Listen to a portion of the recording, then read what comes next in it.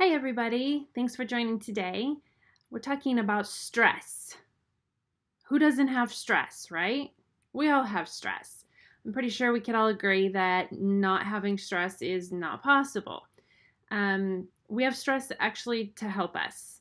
So if we didn't have stress in our life, some of us probably think, well, that would be great and wonderful, but there's actually times that stress is good for us. Stress can motivate us, right? If we're a little bit stressful about maybe taking a test, it's going to motivate us to study harder.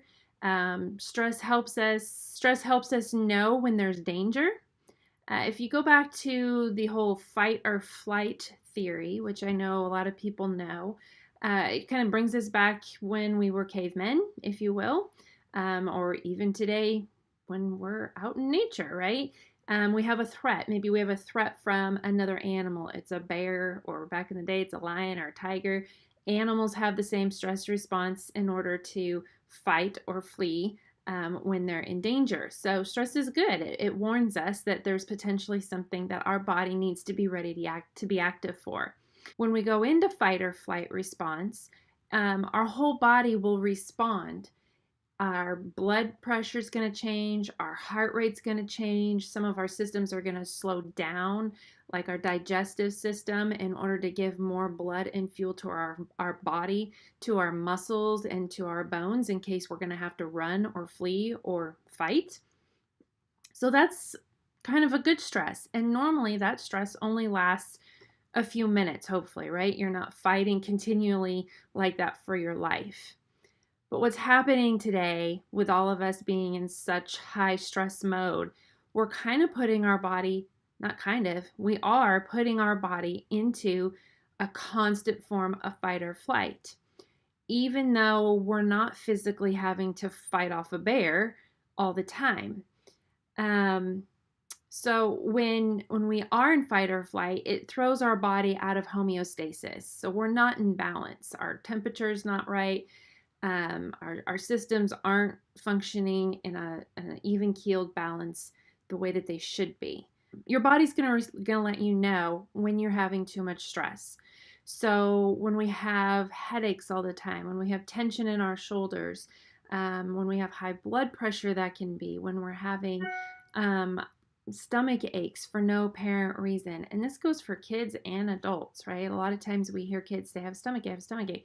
Take them to the doctor. There's no clinical reason why they should have a stomach ache. And a lot of it has to do with anxiety and nerves and stress. We all experience it.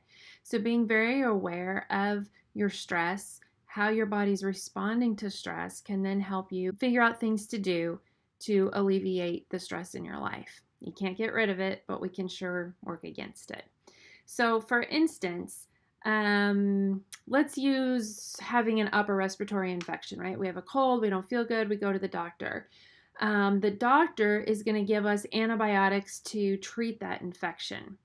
And then, so that's the treatment, right? Then on the way home, maybe we stop at Walgreens or CVS or somewhere and get cough drops to help with the symptoms of that. It's not going to get rid of that, but it's going to help with our symptoms. So it's the same thing with stress. We need to have coping skills because we are all going to be under stress. So, what are some coping skills that we can use to help us not be in stress? Journal writing is great, art therapy, sports groups, anything that kind of builds community, assuming it's not adding more stress to your life.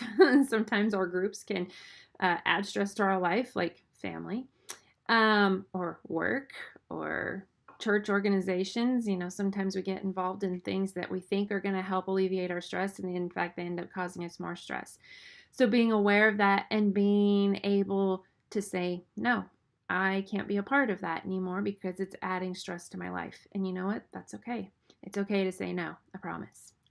Anyway, so relaxation are skills that we can use to kind of like the cough drops, right? We can use this to help alleviate some of the stresses. It's not going to get rid of it, but it's going to help alleviate some of it. And that's going to help restore your balance. So things like Yoga, meditation, getting a massage. Of course, exercising is always an awesome way to get rid of stress, especially if it's group sports or group fitness classes. You're also going to be building community there that helps with releasing stress and helps with loneliness too. So, or pet therapy. Pet therapy is another great one. Generally, pets don't cause too much stress unless maybe they're puppies. Then maybe there's some stress there. But animal pet therapy is a great way to calm the body.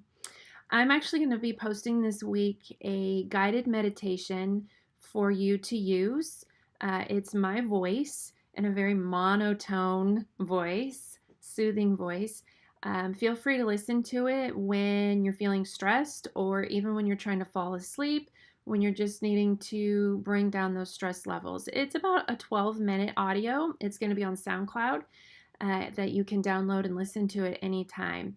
I've had clients use it a fair amount, and it can help reduce the stress. Just stopping during the day and taking some deep breaths in and out through your nose can help. Going outside and getting some fresh air, some sunshine, some vitamin D helps reduce stress. The main thing is just be aware of it and put into practice some things that are going to help reduce it.